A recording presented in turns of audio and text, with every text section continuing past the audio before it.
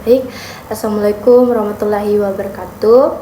Halo, nama saya Ria Rosalinda dengan NPM 2140302005. Di sini saya akan melakukan review paper yang telah saya pilih untuk memenuhi tugas mata kuliah mesin AC. Nah, untuk paper yang saya ambil yaitu berjudul Kajian Pengaruh Arus Medan atau arus IQ sumbu terhadap torsi motor induksi 3 fase yang menggunakan medan kontrol berorientasi. Nah, paper ini ditulis oleh Mbak Nelly Puspa dan dibimbing oleh dosen Ibu Linda Sartika dan Abdul Muiz Prasetya. Nah, langsung saja untuk mempersingkat waktu, saya akan menjelaskan tentang abstrak oleh paper ini. Jadi sebenarnya motor induksi 3 fase ini sebagai penggerak listrik yang sangat populer dengan harga yang sangat murah. Kemudian konstruksinya kokoh dan bebas perawatan. Kemudian motor induksi 3 fase juga memiliki karakteristik nonlinear yang dimana dia tuh sulit untuk diatur. Nah, pada penelitian ini digunakan metode vektor sebagai pengaturan medan pada motor induksi. Nah, metode ini dapat menjadikan sistem couple menjadi sistem decouple. Nah, sehingga hasil pengujiannya nanti menunjukkan bahwa nilai arus medan IQS yang diberikan pada sistem field oriented control atau VOC mempengaruhi torsi dan putaran rotor. Jadi semakin besar nilai arus medan IQS-nya, maka semakin kecil nilai torsi sehingga kecepatan motor pada motor induksi 3 fase semakin besar. Nah, pada kondisi motor dibebani 5N dan arus QS, nilai torsi elektromagnetiknya ini tadi sebesar 14,05 Nm. Sedangkan pada kondisi beban 5N dan AQS-nya 5A, nilai torsi elektromagnetiknya 13,63 Nm. Oke, itu merupakan abstrak dari paper ini ya. Kemudian saya lanjutkan penjelasan ke pendahuluannya. Nah, seperti yang saya jelaskan di awal, motor induksi merupakan motor listrik yang paling banyak digunakan. Namun tersebut diambil dari kenyataan bahwa motor ini bekerja berdasarkan induksi medan magnet seperti stator dan rotornya. Kemudian di mana arus motor ini tidak diperoleh dari sumber tertentu, melainkan merupakan arus induksi yang diakibatkan adanya perbedaan relatif antara arus yang dihasilkan. Nah, putaran rotor pada medan magnet tadi berputar yang dihasilkan oleh arus stator tadi membuat motor induksi mempunyai beberapa keunggulan, antara lain harga yang lebih relatif murah, konstruksi yang sederhana dan kuat, serta karakteristik kerja yang baik.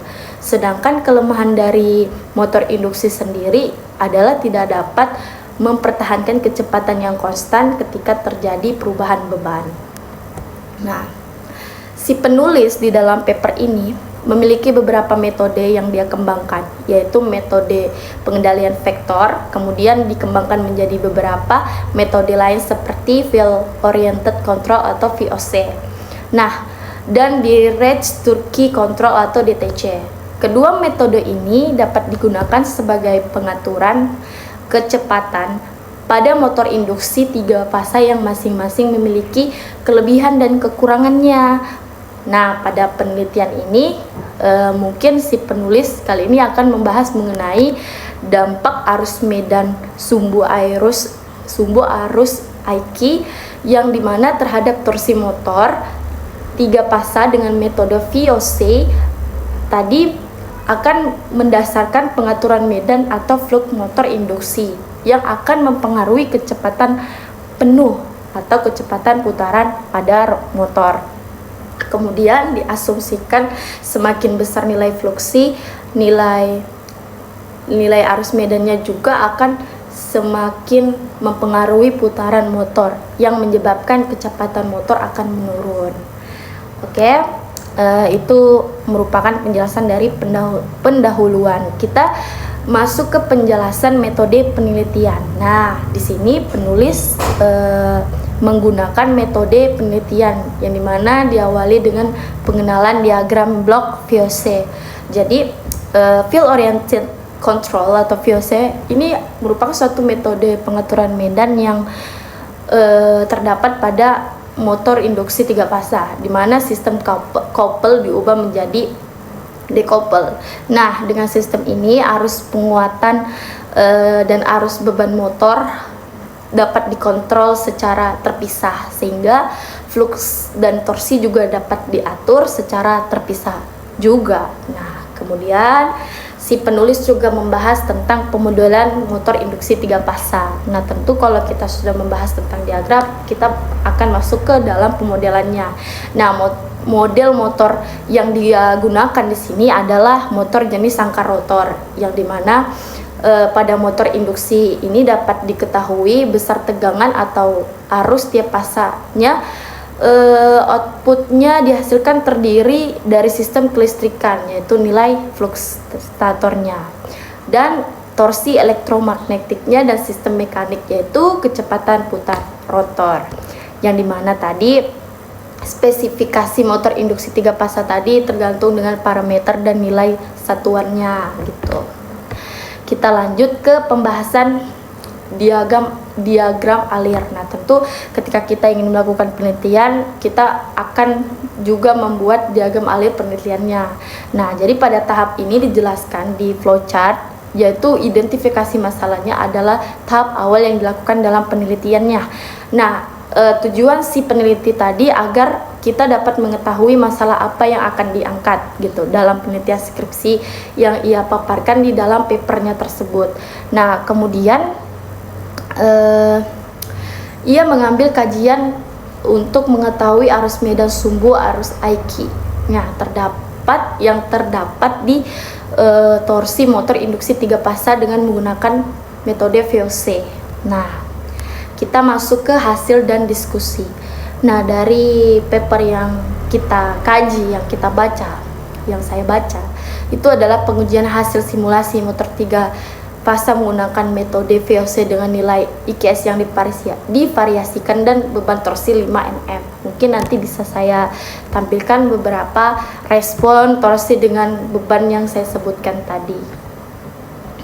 Nah, pada tahap ini dilakukan pengujian simulasi motor induksi 3 fasa dengan metode VOC dengan IKS yang divariasikan 1 hingga 5 ampere dan beban 5 Nm. Diperolehlah torsi elektromagnetik tersebut.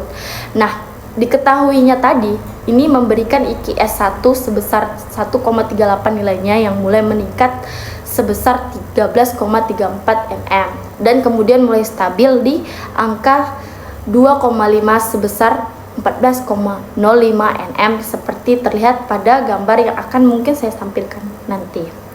Jadi kesimpulannya adalah berdasarkan dari hasil simulasi tadi bahwa peneliti ini menggunakan motor induksi 3 fasa yang dimana nilai arus medan IKS-nya yang diberikan pada sistem VOC mempengaruhi torsi dan putaran rotor itu sendiri. Semakin besar nilai arus medan IKS-nya, maka semakin kecil pula nilai torsinya.